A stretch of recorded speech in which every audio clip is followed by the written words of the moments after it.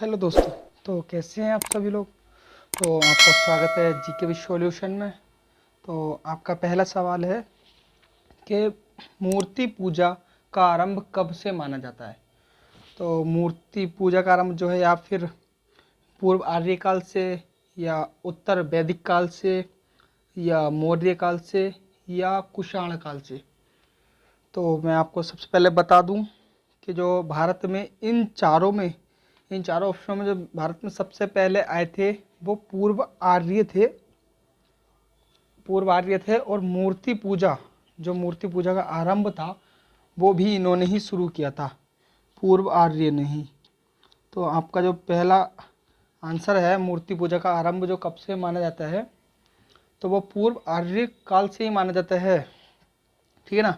और उत्तर वैदिक काल की बात करें तो इस इसमें तीन जो आपके तीन वेद हैं, पहला है सामवेद, दूसरा है यजुर्वेद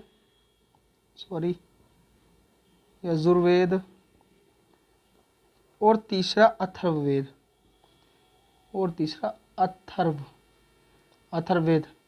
तीनों की रचना उत्तर वैदिक काल में हुई थी। और इसी काल में जो उपनिषद हैं उनकी भी रचना इसी काल में हुई थी, उत्तर वैदिक काल में। और यदि मौर्य काल की बात करें तो मौर्य काल को स्थापित करने का जो श्रेय जाता है वो चंद्रगुप्त मौर्य को जाता है। किसको? चंद्रगुप्त मौर्य को। तो ये इसका इम्पोर्टेंट क्वेश्चन है कि मौर्य काल का संस्थापक जो माना जाता है वो चंद्रगुप्त मौर्य और जो उनके मंत्री थे चाणक्य अथवा कौटिल्य को माना जाता है, ठीक है ना। अब आया है कुषाण काल। तो जो कुषाण काल है तो कुषाण वंश का जो सबसे महान राजा था वो था कनिष्क। जो सबसे महान राजा था वो था कनिष्क, ठीक है ना। तो कनिष्क था और कनिष्क के शासन काल में एक बौद्ध संगति हुई थी, बौद्ध संगीति। तो जब वो हुई थी तो कनिष्क के शासन काल में जो हुई थी वो चौथी बौद्ध संगीति थी, चौथी बौद्ध संगीति, ठीक है ना। ये चौथी बौद्ध संगीति जो हुई थी ये कनिष्क के शासन काल में हुई थी और उसकी अध्यक्षता जो की थी, इसकी जो अध्यक्षता जो की थी वो वसुमित्र ने की थी। इसने वसुमित्र ने, ठीक है ना। तो ये पहला क्वेश्चन आपका स्पष्ट हो गया कि मूर्ति पूजा का आरंभ कब से माना जाता है। ये पूर्व आर्य काल से माना जाता है। तो आपका पहला आंसर ए हो गया। और उत्तर वैदिक काल में आपके सामवेद, यजुर्वेद और अथर्ववेद, इन तीनों वेदों की उत्पत्ति हुई थी उत्तर वैदिक काल में और उपनिषदों की भी, ठीक है ना। मौर्य काल की बात करें तो मौर्य काल में चंद्रगुप्त मौर्य और चाणक्य, जो इसके स्थापना का श्रेय जाता है मौर्य काल का वो चंद्रगुप्त मौर्य और उनके मंत्री चाणक्य को जाता है। कुषाण काल की बात करें तो कुषाण काल का सबसे महान राजा जो था वो कनिष्क था और कनिष्क के रहते हुए चौथी बौद्ध संगति का आयोजन हुआ था और उसकी अध्यक्षता की थी वसुमित्र ने, ठीक है। आपका पहला क्वेश्चन क्लियर। Okay, next. तो आपका नेक्स्ट क्वेश्चन है लोसांग उत्सव किस राज्य में मनाया जाता है। तो ये जो लोसांग उत्सव है आपका किस राज्य में मनाया जाता है। तिब्बत में, अरुणाचल प्रदेश में, सिक्किम में या केरल में। तो जो लोसांग उत्सव है वो जो है आपका सिक्किम में मनाया जाता है। अब क्यों मनाया जाता है ये भी देख लीजिए। सिक्किम में मनाया जाता है क्योंकि ये एक तिब्बती कैलेंडर था, लूनर, एक तिब्बती कैलेंडर है लूनर, उसके अनुसार, इसके लूनर के अनुसार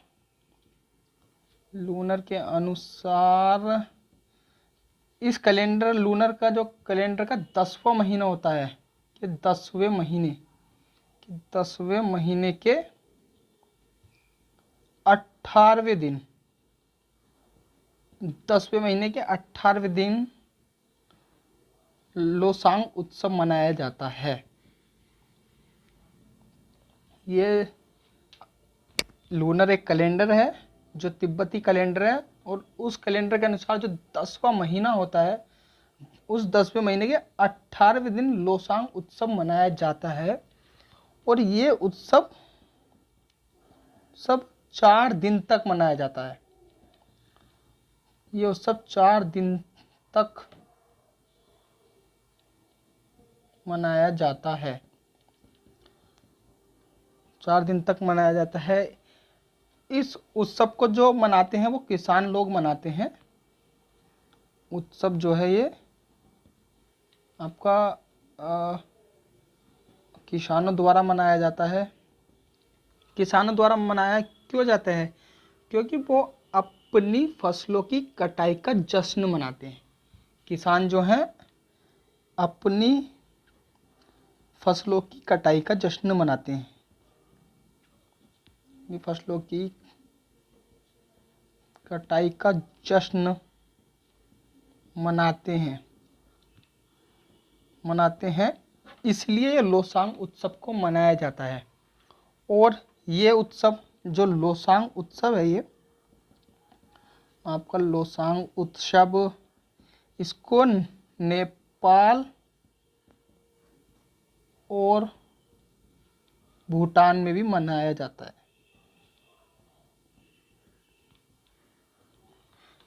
ठीक है, ये बात क्लियर हुई कि जो एक लोसांग उत्सव है आपका, वो आपका सिक्किम में मनाया जाता है। क्यों मनाया जाता है?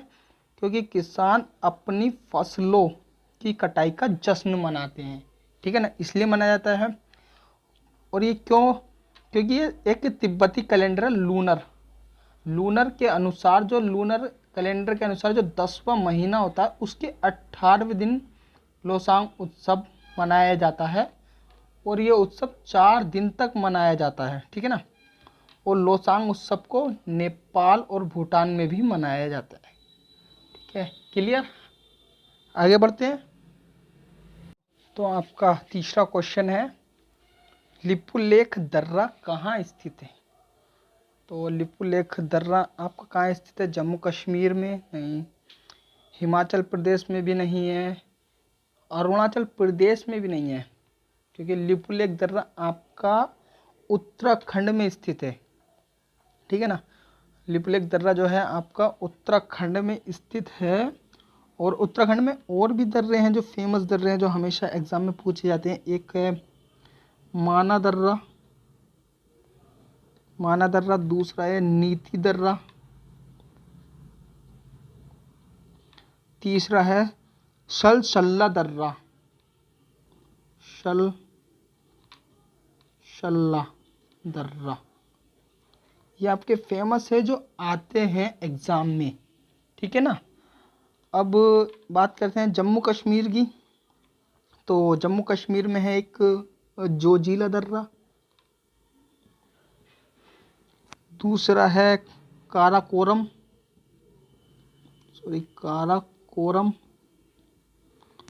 और तीसरा है बनिहाल। ये बनिहाल दर्रा कंफर्म। तो ये जम्मू कश्मीर में जोजिला, काराकोरम और बनिहाल दर्रा हैं। उत्तराखंड में माना दर्रा, नीति दर्रा और सलसल्ला दर्रा जो फेमस है, एकदम एग्जाम में पूछे जाते हैं। अब हिमाचल प्रदेश की बात करें तो हिमाचल में है रोहतांग, एकदम फेमस है, ये जरूर एग्जाम में किसी न किसी एग्जाम में आता ही है। और दूसरा है सिपकिला दर्रा। और तीसरा जो फेमस एकदम, यह बड़ा लाचा दर्रा। ठीक है ना। अब बात करते हैं अरुणाचल प्रदेश की। तो अरुणाचल प्रदेश में एक बोमडिला, ये है अरुणाचल प्रदेश में बोमडिला दर्रा, ठीक है ना। एक है दिफू, ये दिफू दर्रा, ठीक है ना। और तीसरा जो फेमस है वो है यांग याप दर्रा। ओके, तो ये आपके इतने सारे दर्रे हो गए हैं, तो इसमें से एक भी आ जाता है तो बहुत अच्छी बात है, क्योंकि जम्मू कश्मीर में जो पाया जाता है वो जोजिला, काराकोरम और बनिहाल दर्रा। हिमाचल प्रदेश में है रोहतांग, सिपकिला और बड़ालाचा।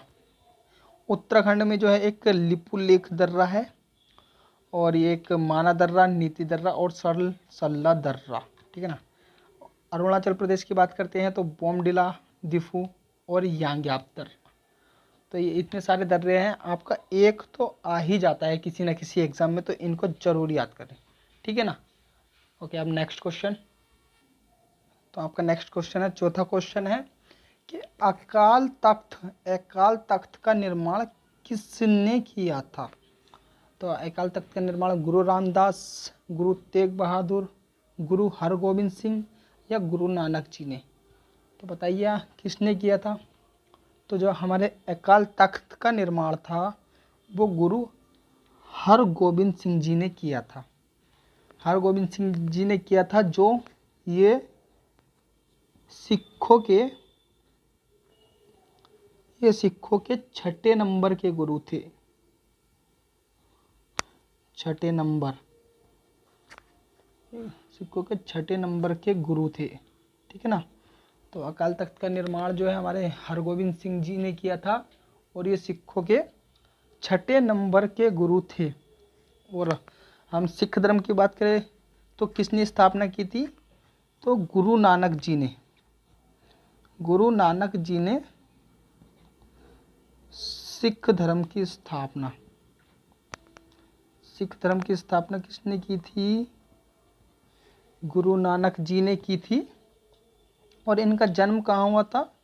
गुरु नानक जी का जन्म हुआ था तलवंडी में, जो अब पाकिस्तान में है। इनका जन्म तलवंडी में हुआ था 15 अप्रैल 1469 1469 को हुआ था। इनके पिता का नाम कालू मेहता और माता का नाम तिरुपता देवी था, ठीक है ना। इनके पिता का नाम कालू मेहता और माता तिरुपता देवी, ठीक है ना। तो गुरु नानक के बारे में अगर पूछा जाता है तो सिख धर्म की स्थापना इन्होंने ही की थी, और इनका जन्म तलवंडी में हुआ था, और 15 अप्रैल 1469 को हुआ था ये। इनके पिता का नाम कालू मेहता और माता तिरुपता देवी थी, ठीक है ना। अब गुरु रामदास जी की बात करें। गुरु रामदास जी की बात करें तो अमृतसर नगर को जो बसाया था वो गुरु रामदास जी ने बसाया था। तो इन्होंने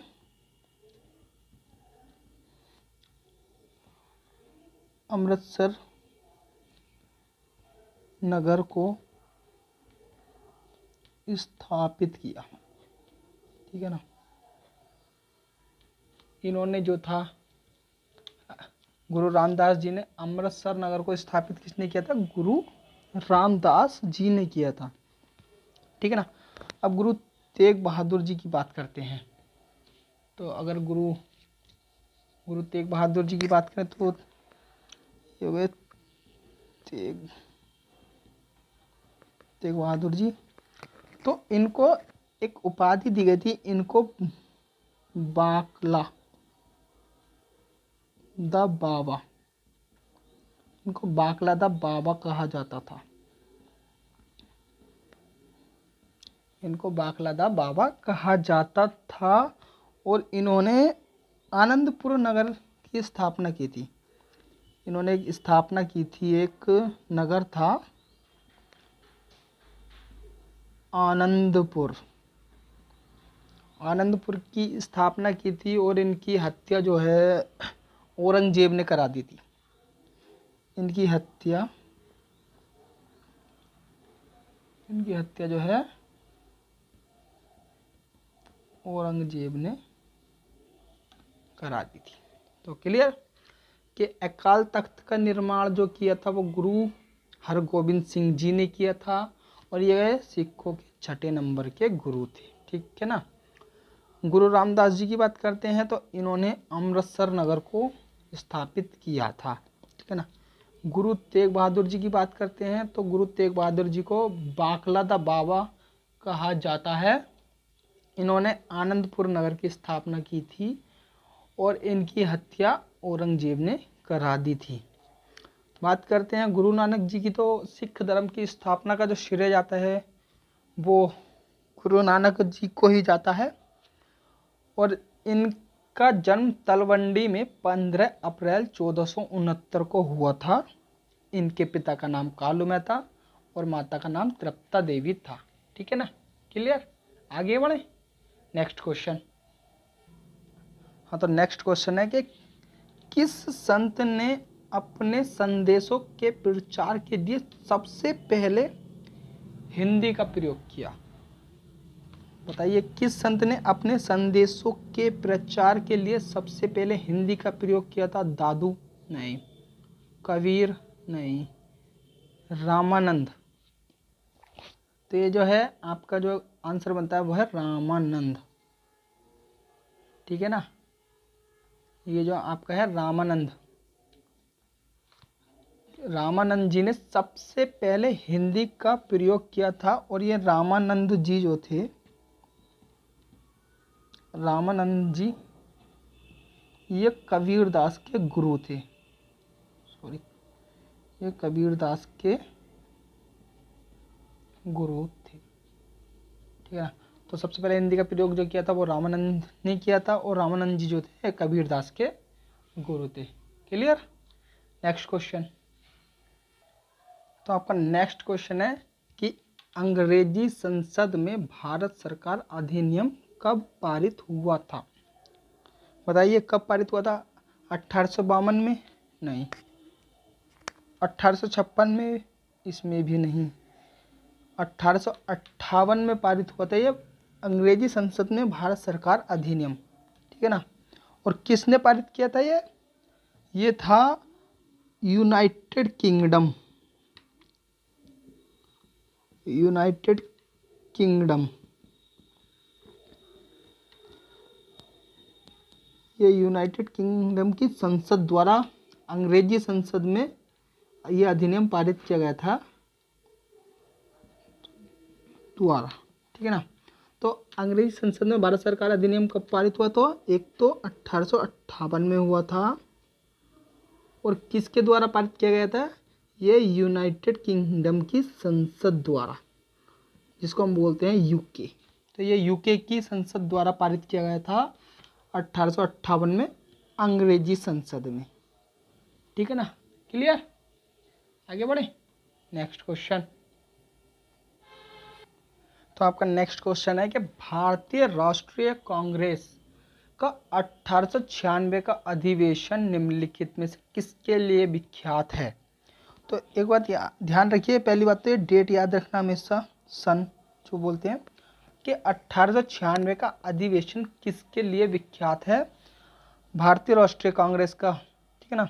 तो आंसर देख लीजिए, पहला है कि इससे जो ये अधिवेशन था इसमें पहली बार राष्ट्रगान गाया गया था, या पहली बार राष्ट्रीय गीत गाया गया था, या पहली बार तिरंगा लहराया गया, या इनमें से कोई नहीं। तो बताइए जल्दी से इसमें क्या हुआ था? तो इसमें जो हुआ था, इसमें पहली बार वंदे मातरम गाया गया था। जो इसमें गाया गया था राष्ट्रीय गीत हमारा, वो वंदे मातरम से पहली बार जो गाया गया था वंदे मातरम गाया गया था। जो 1896 का ये अधिवेशन था, इसमें जो गाया गया था वंदे मातरम गीत। ठीक है ना। वंदे मातरम गीत गाया गया था। और इसमें जब ये भारतीय राष्ट्रीय कांग्रेस का जो अधिवेशन हुआ था, तो इसकी अध्यक्षता जो थी, इसकी अध्यक्षता 1896 अधिवेशन की अध्यक्षता जो की थी वो की थी रहीमतुल्ला एम सयानी। और रहीमतुल्ला एम सयानी, और स्थान था ये कलकत्ता। ये कलकत्ता में हुआ था, ठीक है ना। अब बात करते हैं कि वंदे मातरम, वंदे मातरम किसने लिखा था? वंदे मातरम किसने लिखा था बताइए? तो ये लिखा था बंकिम चंद्र चटर्जी ने। बंकिम चंद्र चटर्जी ने लिखा था। उनका उपन्यास था ये, एक उपन्यास था उनका, आनंद मठ। आनंद मठ। तो ये वंदे मातरम जो था ये बंकिम चंद्र चटर्जी का उपन्यास है आनंद मठ। ये उसी से लिया गया है, ठीक है ना। ये एक छोटा सा अंश है वंदे मातरम जो है आनंद मठ का, और ये किसका उपन्यास है? बंकिम चंद्र चटर्जी का। और जो वंदे मातरम था हमारा, वंदे मातरम, वंदे मातरम 1937 तक भारत का राष्ट्रगान भी रहा, राष्ट्रगान भी रहा था, ठीक है ना। क्लियर हो गया ना कि भारतीय राष्ट्रीय कांग्रेस 1896 का अधिवेशन किसके लिए विख्यात था? क्योंकि इसमें पहली बार राष्ट्रीय गीत गाया गया था हमारा, और राष्ट्रीय गीत क्या है हमारा? वंदे मातरम। और जो 1896 में भारतीय राष्ट्रीय कांग्रेस का अधिवेशन हुआ था उसकी अध्यक्षता जो है रहीमतुल्ला एम सयानी जी ने की थी। स्थान था वो कलकत्ता। और वंदे मातरम जो लिखा था वो हमारे बंकिम चंद्र चटर्जी ने लिखा था। ये उनका एक उपन्यास था आनंद मठ। तो ये आनंद मठ से लिया गया है वंदे मातरम। और वंदे मातरम की एक और ख़ास बात कि वंदे मातरम 1937 तक भारत का राष्ट्रगान भी रहा था, ठीक है ना। क्लियर? आगे बढ़े नेक्स्ट क्वेश्चन। तो आपका नेक्स्ट क्वेश्चन है कि निम्नलिखित में से किस गवर्नर जनरल को भारतीय प्रेस का मुक्तिदाता कहा जाता है? तो आपका पहला क्वेश्चन है लॉर्ड विलियम बेंटिंग, दूसरा है सर चार्ल्स मैटकॉफ, तीसरा है ऑकलैंड, और चौथा है लॉर्ड एलन बोरो। तो आंसर बताइए आप कि किस गवर्नर जनरल को भारतीय प्रेस का मुक्तिदाता कहा जाता है? तो जो मुक्तिदाता जो कहा जाता है, भारतीय प्रेस का जो मुक्तिदाता कहा जाता है वो सर चार्ल्स मैटकॉफ को कहा जाता है, क्योंकि इन्होंने ही प्रेस को पूर्ण स्वतंत्रता दी थी। प्रेस को पूर्ण स्वतंत्रता दी थी कि आप लिख सकते हैं, आप लिख सकते हैं जो भी आपके ऊपर अन्याय हो रहा है आप उसके बारे में सब कुछ लिख सकते हैं। इसलिए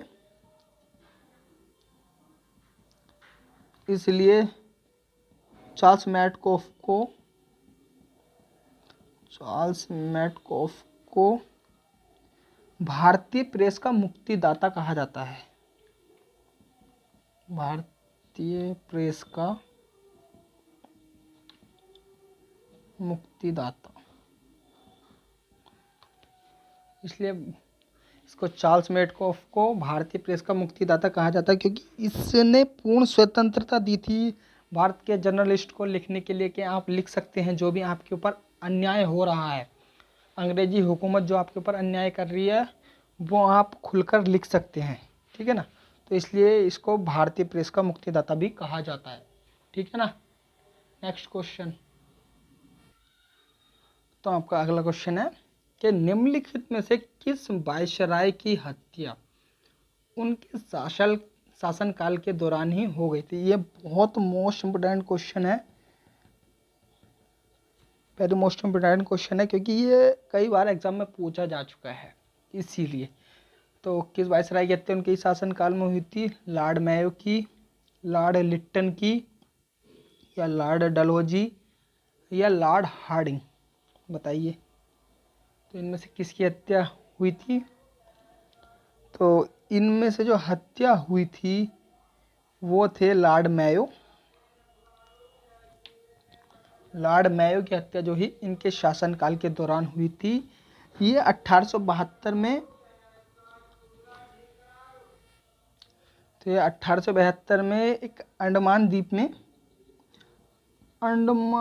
द्वीप के ये पोर्ट ब्लेयर में निरीक्षण के लिए गए थे। पोर्ट ब्लेयर में ये निरीक्षण के लिए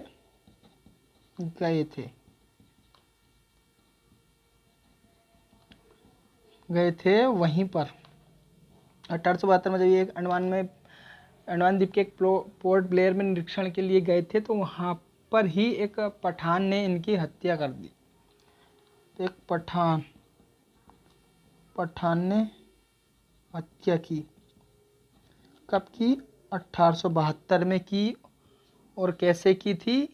कि ये अंडमान द्वीप के पोर्ट ब्लेयर में निरीक्षण के लिए गए थे, वहाँ पर लॉर्ड मेयो की हत्या कर दी गई, ठीक है ना। और इनकी हत्या जो इनके शासनकाल के दौरान ही हुई थी। तो सबसे जो मोस्ट इम्पोर्टेंट क्वेश्चन है कि कौन सा ऐसा वायसराय है जिनकी हत्या उनके कार्यकाल के दौरान ही हुई थी, वो थे लॉर्ड मेयो।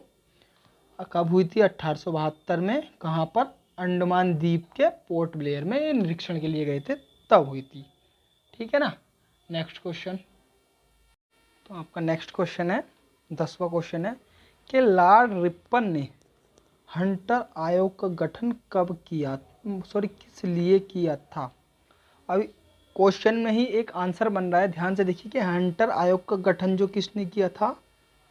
लॉर्ड रिपन ने किया था। तो ये क्वेश्चन पूछा जाता है कि हंटर आयोग का गठन किसने किया था? लॉर्ड रिपन ने किया था। और आगे कह रहा क्वेश्चन में कि किस लिए, तो किस लिए किया था? तो अब ऑप्शन देखिए। पहला ऑप्शन है आतंकवाद तथा राष्ट्र विरोधी गतिविधियों को रोकने के लिए नहीं, गलत आंसर है। दूसरा, भारत में शिक्षा सुधार के लिए, हाँ ये सही आंसर है कि लॉर्ड रिपन ने हंटर आयोग का गठन जो था भारत में शिक्षा सुधार के लिए किया था, ठीक है ना। शिक्षा सुधार के लिए किया था और किसकी अध्यक्षता में किया था? ये थे sir William Bentinck. Sir William Bentinck, ठीक है ना। सर विलियम बेंटिंक की अध्यक्षता में किया था। कब किया था? 1882 ईस्वी में, ठीक है ना। 1882 ईस्वी में किया था, क्लियर। तो ध्यान से समझ लीजिए कि हंटर आयोग का गठन किसने किया था? लॉर्ड रिपन ने किया था। किस लिए किया था? भारत में शिक्षा सुधार के लिए किया था। किसकी अध्यक्षता में किया था? जो अध्यक्षता में किया था किसकी? सर विलियम बेंटिंक की अध्यक्षता में किया था। कब किया था? सन 1882 ईस्वी में किया था, ठीक है ना। तो आपको एक क्वेश्चन में इतने सारे आंसर मिल चुके हैं, ठीक है ना। अब नेक्स्ट क्वेश्चन। तो आपका नेक्स्ट क्वेश्चन है 11वां क्वेश्चन, श्रीरंगपट्टनम की संधि का संबंध किस युद्ध से है, ठीक है ना। तो श्रीरंगपट्टनम की संधि का द्वितीय आंग्ल मराठा युद्ध से नहीं, तृतीय आंग्ल मैसूर युद्ध से, हाँ ये सही आंसर है। श्रीरंगपट्टनम की संधि का संबंध जो है तृतीय आंग्ल मैसूर युद्ध से था। और ये संधि कब हुई थी? ये संधि हुई थी, ये जो संधि हुई थी 18 मार्च 1772 को ये संधि हुई थी, ठीक है ना। किस किस के बीच हुई थी? ये हुई थी, क्या नाम है, लॉर्ड कॉर्नवालिस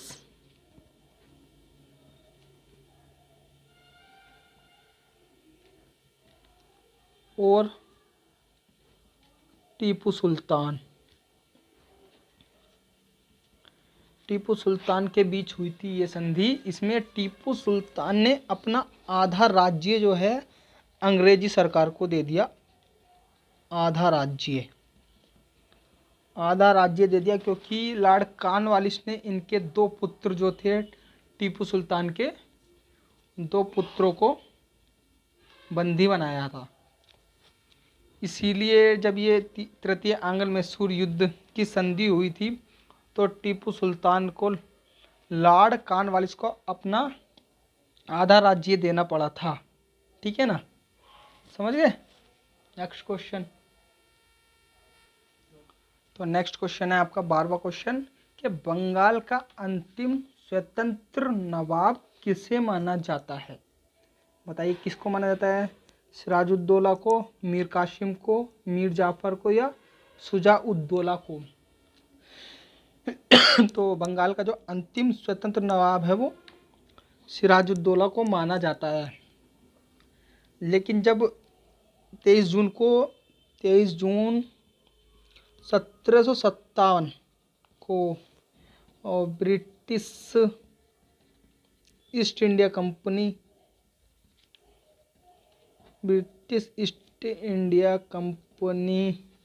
के साथ इनका युद्ध हुआ था, उसमें इनकी हार हुई थी और उस युद्ध को प्लासी का युद्ध कहा जाता है।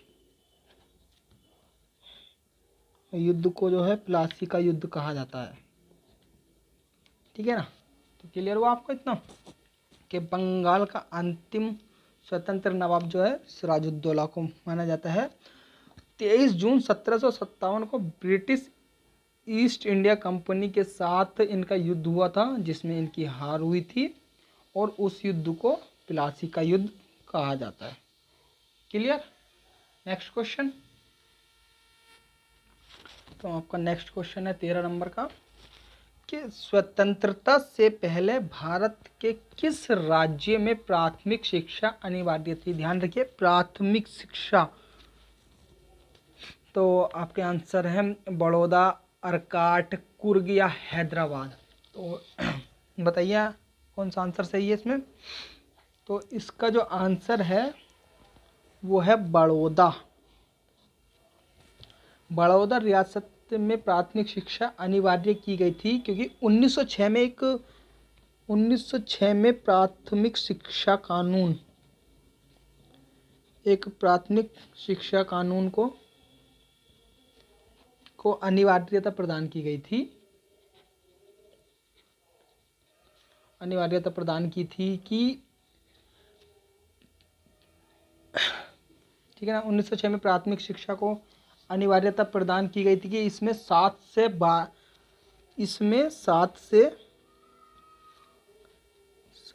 12 वर्ष के बच्चों के लिए ये प्राथमिक शिक्षा अनिवार्य है। ठीक है ना, तो ये जो स्वतंत्रता से पहले भारत के किस राज्य में प्राथमिक शिक्षा अनिवार्य थी, वो था बड़ौदा। क्यों थी, क्योंकि 1906 में एक कानून पारित किया गया था जिसके तहत 7 से 12 वर्ष के बच्चों को ये प्राथमिक शिक्षा अनिवार्य थी। ठीक है ना, समझ गए। Next question. तो आपका नेक्स्ट क्वेश्चन है 15वें नंबर का कि वेदों की ओर लौटो का नारा किसने दिया था। बताइए, वेदों की ओर लौटो का नारा किसने दिया था। बहुत महत्वपूर्ण क्वेश्चन है ये, हमेशा किसी न किसी एग्जाम में आपको मिलता ही है। तो पहला ऑप्शन है स्वामी विवेकानंद जी ने, स्वामी दयानंद सरस्वती ने, रामकृष्ण परमहंस ने या उपरोक्त में से कोई नहीं। जल्दी बताइए। तो वेदों की ओर लौटो का नारा जो दिया था वो दिया था स्वामी दयानंद सरस्वती जी ने। ठीक है ना, स्वामी दयानंद सरस्वती जी ने क्या दिया था। और अब स्वामी दयानंद जी ने एक समाज की स्थापना भी की थी। तो इन्होंने किस समाज की स्थापना की थी। इन्होंने की थी आर्य समाज की स्थापना। आर्य समाज की स्थापना कब की थी 1875 में, 1875 में, ठीक है ना। इनकी एक महत्वपूर्ण कृति थी जो हमेशा एग्जाम में पूछी जाती है, तो उसका नाम, कृति का उसका नाम क्या था? सत्यार्थ प्रकाश। क्लियर? ये एक क्वेश्चन से आपके 4 क्वेश्चन बन गए हैं कि वेदों की ओर लौटा का नारा किसने दिया था? स्वामी दयानंद सरस्वती जी ने दिया था। और आर्य समाज की स्थापना किसने की थी? स्वामी दयानंद सरस्वती जी ने की थी। कब की थी? 1875 ईस्वी में की थी। और इनकी सबसे महत्वपूर्ण कृतियों में से एक है सत्यार्थ प्रकाश। ठीक है ना? Question clear? नेक्स्ट क्वेश्चन है आपका क्या? झंडा सत्याग्रह के लिए किस शहर को जाना जाता है? क्योंकि उस शहर में एक झंडा सत्याग्रह हुआ था, तो झंडा सत्याग्रह के लिए किस शहर को जाना जाता है? उसको कहा जाता है नागपुर को जाना जाता है। और इस सत्याग्रह, ये झंडा सत्याग्रह जो था, झंडा सत्याग्रह का नारा था नागपुर चलो। ठीक है ना? तो झंडा सत्याग्रह को के लिए किस शहर को जाना जाता है? नागपुर को। और या फिर ऐसे पूछ लेता है कि झंडा सत्याग्रह का नारा क्या था? तो उसका नारा था नागपुर चलो का। ठीक है ना? Next question. तो आपका नेक्स्ट क्वेश्चन जो कि बहुत महत्वपूर्ण है, ये लगभग हर एग्जाम में पूछा ही जाता है कि भारतीय राजनीति का ग्रैंड ओल्ड मैन किसे कहा जाता है?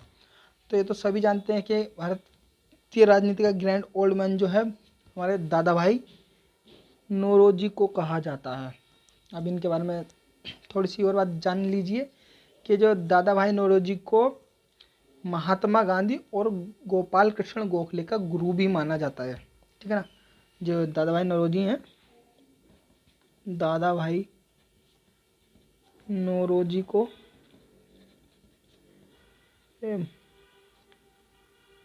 महात्मा गांधी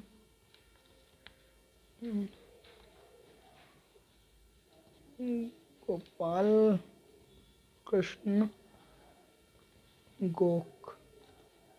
गोखले का गुरु भी माना जाता है। ये दादा भाई नौरोजी महात्मा गांधी और गोपाल कृष्ण गोखले के गुरु भी माने जाते हैं। ठीक है ना? दादा भाई नौरोजी की एक पुस्तक है, इनकी एक पुस्तक है, उसका नाम है पावर्टी एंड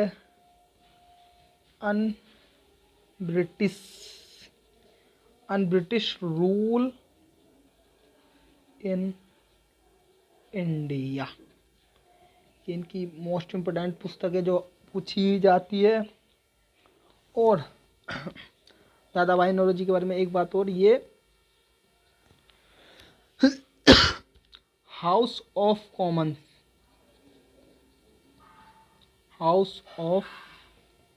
कॉमन्स के सदस्य बनने वाले पहले भारतीय थे,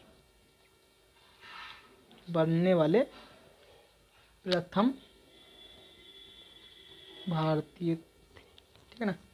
इनके बारे में इतनी बातें क्लियर हो गई। तो एक बार फिर से रिपीट करते हैं कि भारतीय राजनीति का ग्रैंड ओल्ड मैन किसे कहा जाता है? वो कहा जाता है दादा भाई नौरोजी को। और दादा भाई नौरोजी को महात्मा गांधी और गोपाल कृष्ण गोखले का गुरु भी माना जाता है। दादा भाई नौरोजी की एक पुस्तक है poverty and un-British rule in India. इस पुस्तक में इन्होंने भारत से जो धन निकासी है उसका सिद्धांत को प्रतिपादित किया है कि किस तरह से अंग्रेजों ने भारत के धन को लूटा था। ठीक है ना? नेक्स्ट में है कि ये हाउस ऑफ कॉमन्स के सदस्य बनने वाले प्रथम भारतीय भी थे। ठीक है ना? क्लियर? Next question. तो नेक्स्ट क्वेश्चन है, ब्रिटिश साम्राज्य अंदर तक सड़ चुका है, यह भ्रष्ट और घटिया है, उपरोक्त कथन किसने कहा था? बताइए, ये कथन किसने कहा था कि ब्रिटिश साम्राज्य जो है अंदर तक सड़ चुका है, यह भ्रष्ट, दमनकारी और घटिया है? ये कथन किसका है? तो ये कथन बताइए। Annie Besant? नहीं। डब्ल्यू डिग्वी? नहीं। ये सिस्टर निवेदिता। इसका जो सही आंसर है वो सिस्टर निवेदिता का है। उन्होंने ही कहा था कि ब्रिटिश साम्राज्य अंदर तक सड़ चुका है, यह भ्रष्ट, दमनकारी और घटिया है। अब सिस्टर निवेदिता ये कौन थी? सिस्टर निवेदिता कौन थी ये? तो ये जो थी एक आयरिश, मतलब आयरलैंड, आयरिश और स्कॉटिश, आयरलैंड और स्कॉटलैंड, सामाजिक कार्यकर्ता थी। सामाजिक कार्यकर्ता थी। साथ में ये एक लेखिका और अध्यापक थी। और इनके बारे में सबसे महत्वपूर्ण बात ये है कि ये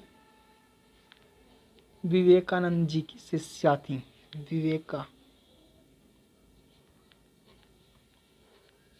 विवेकानंद जी की शिष्या थी।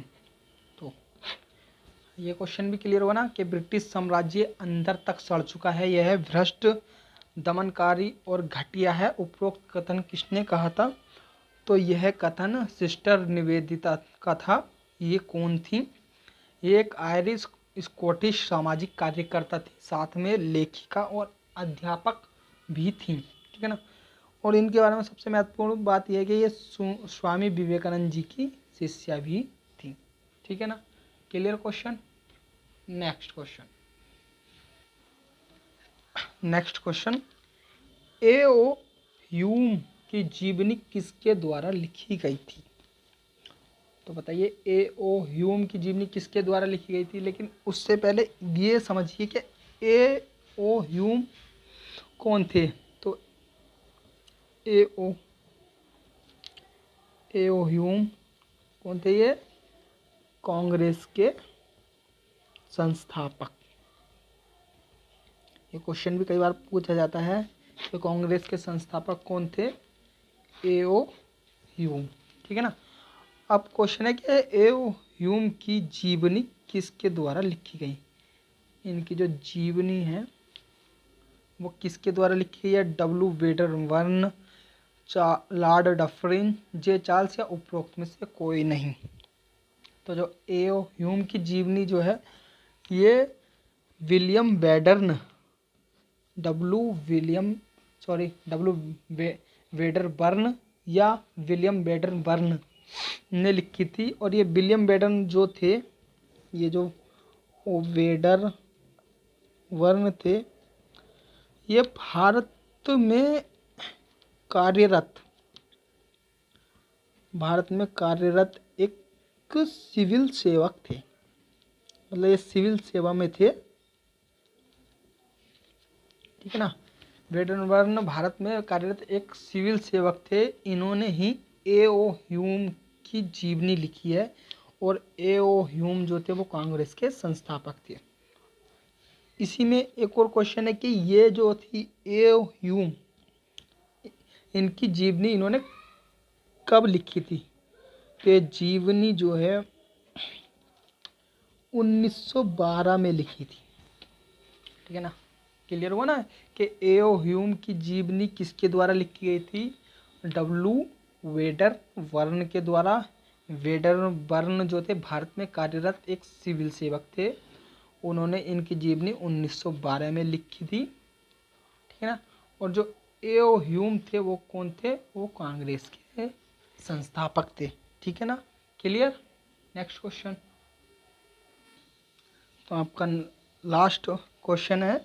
नेक्स्ट क्वेश्चन, 1919 में गांधी जी द्वारा लिखित हिंद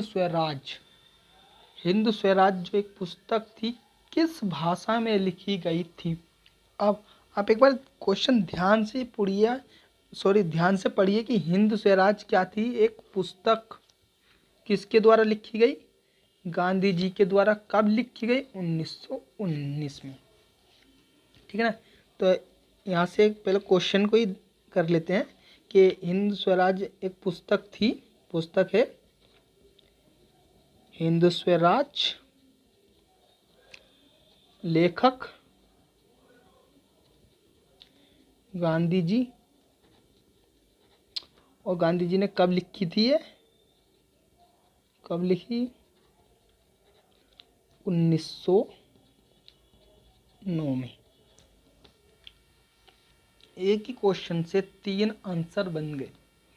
नेक्स्ट में इसमें पूछा है कि हिंद स्वराज किस भाषा में लिखी गई थी, तो किस भाषा में लिखी गई थी।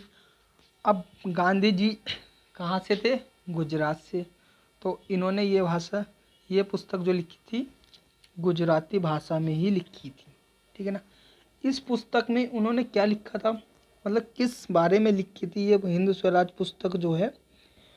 हिंद स्वराज पुस्तक में इन्होंने क्या बताया, इन्होंने इस पुस्तक में स्वराज और आधुनिक सभ्यता पर प्रकाश डाला था। आधुनिक सभ्यता पर प्रकाश डाला। ठीक है ना। पूछ सकता है क्वेश्चन, ये भी बन सकता है कि गांधी जी की किस पुस्तक में स्वराज और आधुनिक सभ्यता पर प्रकाश डाला गया, तो वो पुस्तक कौन सी थी, हिंद स्वराज। ठीक है ना। लिखी किसने थी, गांधी जी ने। कब लिखी थी, 1909 में। किस भाषा में लिखी थी, गुजराती भाषा में। तो ये सब क्लियर हो गया ना आपका। ठीक है ना। अगर वीडियो पसंद आई हो तो please like, share and subscribe जरूर करें। धन्यवाद।